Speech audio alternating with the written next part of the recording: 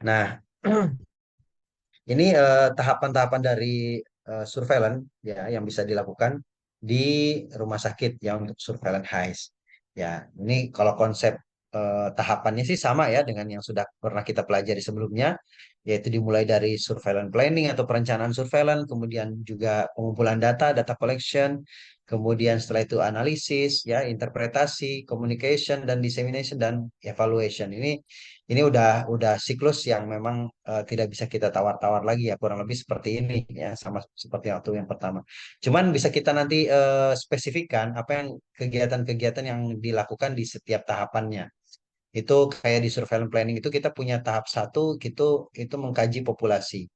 Ya, mengkaji populasi, kemudian juga yang kedua tahap duanya itu nanti menseleksi hasil proses surveillance.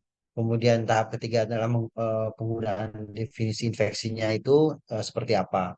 Di data collection itu tahap 4 pengumpulan data surveillance. Kemudian di analisis itu tahap 5 ada penghitungan dan analisis, tahap 6 stratifikasi risiko. Kemudian interpretasi ya di tahap 7 ya, tahap 8 itu pelaporan dan penyebarluasan hasil surveillance dan tahap terakhir itu monitoring dan evaluasi. Dan ini akan kembali lagi ke surveillance planning tentunya setelah melihat hasil evaluasi. Oke. Nah, ya, kurang lebih kalau di surveillance planning ini kita akan membuat definisi ya, definisi infeksi saluran kemih itu seperti apa ya, dan seterusnya ya. Ini macam-macam singkatan singkatannya saya juga masih perlu mengingat-ingat lagi singkatannya dari apa tadi ya. Nah, tapi yang saya tahu ada ISK, kemudian juga ada ventilation apa ventilator associated pneumonia ya. Kemudian juga infeksi daerah operasi ya, IDO. Nah, kemudian lakukan data collection itu nanti disepakati waktunya misalnya setiap hari dengan waktu yang sama. Ini biasanya dia akan melibatkan perawat yang ada di ruangan ruangan eh, apa di bangsal ya. Kemudian juga dilakukan analisis itu untuk menghitung insiden rate dan stratifikasi. Nanti di interpretasi itu kita akan melihat tren ya. Tadi kan kita lihat frekuensi ya dan sebagainya. Kita akan menginterpretasi apakah ada terjadi kenaikan ataukah terjadi penurunan, trennya seperti apa. Kemudian juga communication dissemination ini kita akan share ya atau mendistribusikan atau mendiseminasikan informasi dari hasil surveillance kita itu ke yang berkepentingan. Tentu untuk yang evaluation itu untuk perbaikan-perbaikan pastinya. Nah, kapan dilakukan tahapan surveillance? Itu kalau pertama perencanaan itu biasanya setiap tahun ya. Yang menyelenggarakan adalah komite atau tim PPI di rumah sakit. Biasanya kalau tim PPI di rumah sakit pasti ada nanti dilihat ya berdasarkan hasil evaluasi dari kegiatan yang sebelumnya itu nanti akan dilihat bagaimana tipe pasiennya, kemudian juga bagaimana prosedur-prosedur atau SOP-nya itu sudah bagus atau belum gitu ya. Terus dicek seperti apa sudah sesuai atau belum dengan tipe pasien yang ada sekarang. Kemudian juga infeksi yang seringnya itu apa gitu ya. Kemudian dampaknya seperti apa. Terus mana saja infeksi yang bisa dicegah dan dibuat laporan mana saja yang mandatori tentunya. Nah, setelah ditetapkan dari hasil perencanaan tersebut termasuk definisi-definisi kasus tadi, ya, dilakukan pengumpulan. Pengumpulannya itu biasanya setiap hari pada waktu yang sama. Kemudian juga analisanya juga setiap bulan, diinterpretasi setiap bulan, diseminasi bisa setiap bulan, bisa tergantung periode-periode tertentu ya. Kemudian evaluasi itu bisa setiap hari dan setiap bulan. Ya, ini tergantung apa namanya? Tergantung kesepakatan sebetulnya yang dituliskan di sini. Ini contoh saja. Contoh waktu-waktu yang memang eh, apa namanya? Lazimnya dilakukan untuk surveillance ya, jangan terlalu lama juga ya, jangan terlalu lama juga. Biasanya kalau kasusnya banyak kasusnya banyak itu tentu akan dilakukan setiap hari pastinya, baik pengumpulan analisa interpretasi itu akan dilakukan setiap hari, kemudian diseminasinya mungkin setiap minggu misalnya seperti itu ya. Oke, nah, di surveillance planning tahap satu itu kita akan mengkaji populasi pasien. Nanti akan lihat apakah kita mau melakukan surveillance itu untuk semua pasien, seperti yang tadi di hospital wide ya. Eh, itu apakah semua pasien kita akan dilakukan surveillance atau di sekelompok pasien atau cuman pasien risiko tinggi saja. Jadi kita akan mengkaji mana yang paling memungkinkan atau mana yang akan kita lakukan surveillance tentunya. Mempertimbangkan mempertimbangkan juga dengan SDM ya atau sumber daya yang ada di rumah sakit pada saat itu. Kemudian tahap dua akan menseleksi ya, menseleksi hasil atau proses surveillance nanti dari dibandingkan dengan yang sebelumnya tentunya ya, sebelumnya data-data sebelumnya.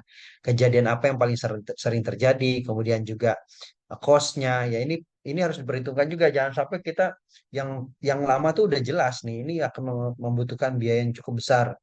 Nah, masa kita ulang gitu kan? Nah, ini akan diperbaiki. Dampak biayanya seperti apa? Jangan sampai kita akan melakukan pemborosan yang sebetulnya tidak tidak perlu ya, masih bisa dimanfaatkan, diefektifkan gitu sebetulnya. Terus kita juga melihat diagnosis mana yang paling sering dibuat oleh para tim dokter gitu ya. Itu dilakukan seleksi di tahap dua ini. Kemudian setelah itu, setelah ditetapkan apa namanya kejadian apa yang mau mau dilakukan surveillance, kita gunakan definisi infeksi yang sesuai dengan benchmark dari organisasi-organisasi atau sistem surveillance yang lain. Misalnya ada NHSN atau NNISS ya, atau dari CDC atau dari WHO atau mungkin dari Kementerian Kesehatan. Ya, definisi operasionalnya bisa dilihat dari situ untuk menjadi dasar pegangan kita itu mau ngambil datanya seperti apa ya datanya sasarannya dan sebagainya gitu. Jadi definisinya harus jelas. Oke. Nah, kemudian nanti kita akan melibatkan IPCN ya. IPCN ini perawat yang memang bergerak di bidang infeksi ya. Eh, ini nanti akan dibuat panduan surveillance-nya, kemudian juga nanti ada SPO-nya atau SOP-nya, petunjuk kerjanya seperti apa ya, pedoman atau petunjuk teknisnya, ada perangkat kerjanya, toolsnya misalnya ya, eh, formnya dan sebagainya itu juga dipersiapkan di tahapan ini ya. Kemudian juga apakah ada perangkat komputernya untuk mengolah data? Jangan sampai kita melakukan surveillance ternyata kita tidak punya alat untuk mengolah datanya. Dan tentu ini yang harus diperhatikan ada akses internet. Kalau sekarang sih kayaknya ini memang sudah menjadi keharusan ya untuk akses internet ini karena apa namanya pelaporan ini harus cepat ya harus cepat. Jadi lebih memerlukan jaringan internet.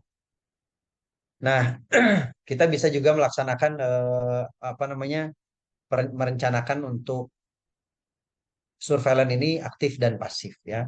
Biasanya nanti kita akan mempertimbangkan mana yang paling banyak memerlukan resource-nya ya. Tentu yang paling rendah ya pasif surveillance ya, tinggal duduk diam saja kan menunggu pasien datang baru dicatat. Tuh, jadi tergantung nanti apa namanya intensitas mana yang memang dibutuhkan banyak gitu. Apa namanya sumber dayanya mana yang paling banyak dibutuhkan.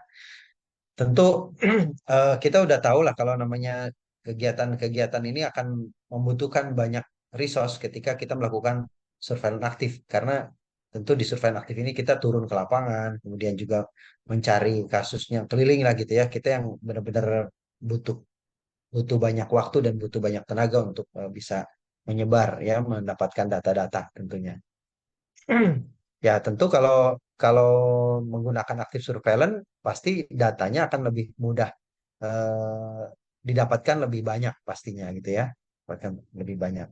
Tapi juga jadinya resource-nya juga jadi banyak. Nah, tentu di sini kalau misalnya kita cuman pasif surveillance dia menunggu ya, tentu kita cuman bisa dapat yang bagian atas ini saja ya mungkin sedikit saja kita bisa dapat tapi begitu kita aktif ya keliling bangsa segala macam tahu-tahu oh ada di sini ternyata kok kenapa nggak dilaporkan gitu ya jadi unknown infection itu pasti akan lebih banyak ketika kita akan berkeliling ya kita berkeliling dari satu bangsal ke bangsal yang lain kemudian kita buka-buka rekam medis dan sebagainya kadang-kadang kalau apa namanya tenaga-tenaga kesehatan yang memang tidak berkecimpung langsung dengan kegiatan surveillance itu seringkali mereka lebih mementingkan pelayanannya gitu ya sehingga mereka abai terhadap pelaporan pelaporan yang memang seharusnya dilaporkan. ya misalnya ada kejadian infeksi segala macam, itu kadang-kadang abai. Bukan berarti tidak mau melaporkan, nggak sempat gitu ya, karena memang kejadiannya mungkin harus cepat ditangani ya, harus cepat ditangani dan sebagainya. Dan tentu yang mereka pikirkan adalah bagaimana caranya supaya nyawa pasien ini dapat terselamatkan gitu ya, walaupun ada infeksi dan sebagainya. Jadi nggak sempat namanya mengikuti protokol pelaporan yang memang sudah ditetapkan, harus mengisi form dan sebagainya gitu ya. Tapi ketika teman-teman surveillance-nya sigap berkeliling ya, melakukan aktif surveillance, biasanya yang unknown tadi atau yang underreported itu akan mudah terlaporkan juga ya. Jadi biasanya lebih banyak ya teman-teman, kalau yang tidak tidak terlaporkan tuh banyak sekali. Kecuali kita lakukan active surveillance. Ya, ini beberapa apa namanya, panduan ya, tools untuk bisa kita mendapatkan data-data dari rumah sakit untuk eh, apa kasus ini ya, eh, epilepsi ya. Ini untuk apa namanya, dia dilihat ya, untuk di labnya seperti apa, kemudian juga di bangsal dan sebagainya ya. Ini contoh-contoh saja. Contoh, nah ini juga sama ya, nanti bisa dilihat apa namanya, data-data apa saja yang bisa kita dapatkan. Jadi ini rancangannya teman-teman. Jadi kita rancangannya mau melakukan surveillance itu kurang lebih ini, data-data apa saja sih mau kita, kira-kira yang mau kita buat gitu ya, yang mau kita dapatkan gitu ya. Nah ini juga sama ya, kurang lebih seperti itu ya, gejala-gejalanya dan sebagainya. Oke. Nah, nanti kita akan perkirakan misalnya gitu ya, akan memperkirakan insidensnya itu seperti apa gitu ya. Insidens dari kasus yang akan mungkin muncul itu kira-kira seperti apa gitu ya. Dari data-data yang sudah ada sebelumnya, nanti kita akan melihat kira-kira numeratornya berapa, kemudian juga denominatornya berapa ya. Itu nanti bisa dihitung rata rate infectionnya untuk menjadi panduan atau bekal untuk melaksanakan surveillance di tahap berikutnya. Ya, di data-data sebelumnya gitu kita kumpulin. Oke.